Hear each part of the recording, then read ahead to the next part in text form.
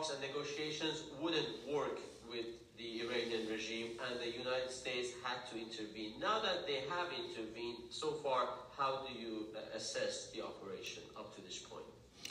Well, if we look in the fog of war here, we see incredible, extraordinary military and kinetic accomplishments, and those are what people are focusing on, whether it's the sinking of the Iranian Navy, including one in the Indian Ocean, whether it's an F-15 confronting in a dogfight. And Can you start once again from the beginning? I wasn't hearing you very well. Thank you very much. Okay. Everyone is focused on the extraordinary military and kinetic actions, but beyond that, what we really need to focus on is where all of this leads to, how long the United States is going to stay focused here, and is the plan fully regime change. And there's something going on extraordinary also, because the Iranians have made a mistake in attacking Arab neighbors who are incredibly angry that they're attacked, even though that they had been relatively quiet going forward. So this could create a whole new coalition between the United States, Israel, and Arab states. And one of the things that struck me today was a Wall Street Journal headline that said Israel is blowing up Iran's police state, clearing the way for a revolt. So what I'm watching here, and what I tell my friends in Washington, is, are we seeing any defections in the security apparatus, or maybe even more importantly, in the regular army of Iran? Are we arming the separatists and the protesters, which surprised me in a comment for President Trump? And Israel and the United States need to continue targeting the internal security apparatus. So there are multiple layers here of what needs to go on. One is decreasing ballistic missiles. Two is going after the proxy networks, which Israel is doing in Hezbollah. And the nuclear, whatever is left. One of the places nuclear that you should keep an eye on is a place called Pickaxe Mountain, which is near Natanz, not struck in June 2025.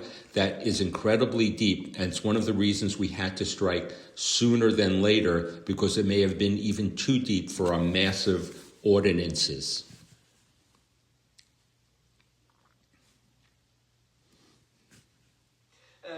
Dr. Mandel, we know when the goal is regime change, this can be very challenging. These challenges, how serious do you think they are? For example, how likely is that the IRGC, the Islamic Revolutionary Guards, become or transform into a militia and continue resisting? What we know from history is if there is a regime collapse, that does not necessarily mean regime change for the better. If we look not a good parallel, but a parallel during the Arab Spring that went into a winter in Egypt, even though liberals came out, what came next was the Muslim Brotherhood. They were the most organized force. The IRGC is most likely to still be a major force. They're a major force because you have true believers here, but they also control at least half of the Iranian economy, and they're not going to give that up so quickly. So, is regime change possible? Yes. Is it something that, I think that what really needs to be explained to the American people is that this is not easy. And I think one of the things that I have been doing for decades has been saying that the United States has to clearly say we are pro-Iranian. That means pro-Iranian people. That means to be pro-Iranian protesters, never abandoning the Iranian protesters, because the Iranian people are most likely to be our best allies in the Middle East after Israel. And this would be revolutionary for stability for the Middle East. So regime change is an American national security interest, possible but hard, but we need to realize this won't happen in days or weeks, but it's going to be many months of time. But the IRGC and its Bajij million army who shot people in the face, committing one of the worst atrocities since World War II, when they killed upwards of 40,000 people in a few-day period.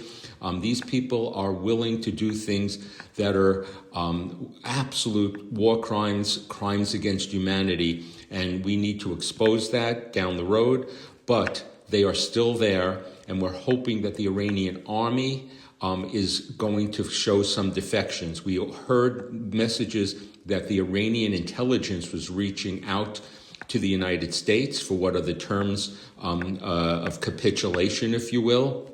But that does not mean that the leadership, which is now the son of Khamenei, who was very close to the IRGC, and I think you can look at the supreme leader and the IRGC as one in the same.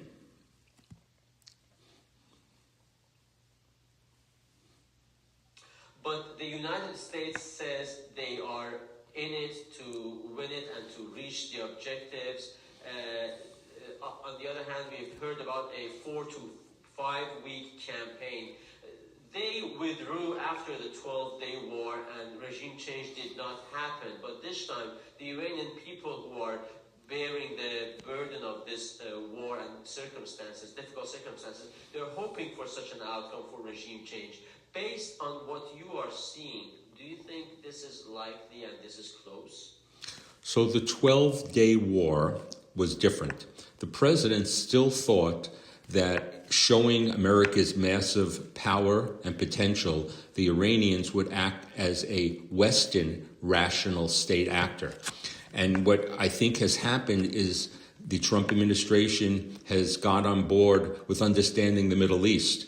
We cannot put our Western eyes and think that this regime will act the way we would act if under the same circumstances. So at that point, they thought negotiations would happen. And the president was willing to give negotiations a chance, except that the Iranians had no interest really in it. They just wanted to delay. And we know that Steve Witkoff, our lead negotiator, said that the Iranian regime boasted that it had enough 60% enriched uranium for 11 nuclear bombs. So we knew that they were not going to acquiesce, make any deal. So this is very different. The administration has now come to the conclusion that this regime has to be profoundly weakened. I hope that they do not make a deal with some remnants of the IRGC unless there's absolute guarantees to protect the Iranian people somehow. And one of the things, symbolically, that I would love to see is more of the Iranian protesters who have been tortured and terrorized and in jails like Evian prison can be freed, and maybe there could be some coordinated action there so we can get a new or get the leadership released to lead the Iranian people towards regime change. But this will not be smooth. But this is a combination of things. It's not just ballistic missiles, which is incredibly important, especially for Israel as an existential threat, not just nuclear, a threat to the whole world, not just the proxy network and the potential that they can unleash sleeper cells to commit terrorism. But now it's about the essence of the regime has to come down. After 47 years with so much blood of Americans directly on the hands of the IRGC and the Iranian government and regime, we have finally said enough is enough, and we should tip our hat to President Trump for this very courageous action.